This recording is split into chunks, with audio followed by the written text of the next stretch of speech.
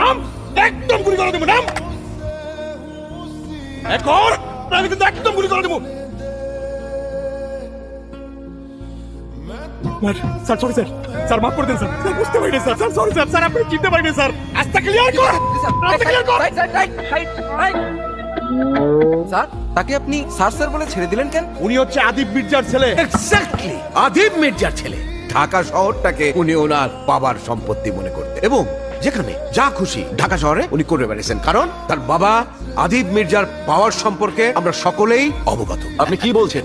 কাকে বলছেন? This is Adib Mirza. দেখেন দেখেন দেখেন, এমনি লাভ দিয়ে দাঁড়ায় যাই বলে আজকে তার ছেলে এই রকম কাঠ করার মধ্যে দাঁড়ায় আছে। নারী দেখলেই উনার শরীরের মধ্যে এক ধরনের চুলকানি শুরু হয়, সেটা ছোটবেলা থেকে। কোন নারীকে দেখে ভালো লাগলে টাকার বিনিময়ে হোক কিংবা জোরপূর্বক হলেও তার সঙ্গে ফুর্তি করত। এরকম একটি ক্লাব থেকে নিতু হত্যাকাণ্ডের গল্পের শুরু।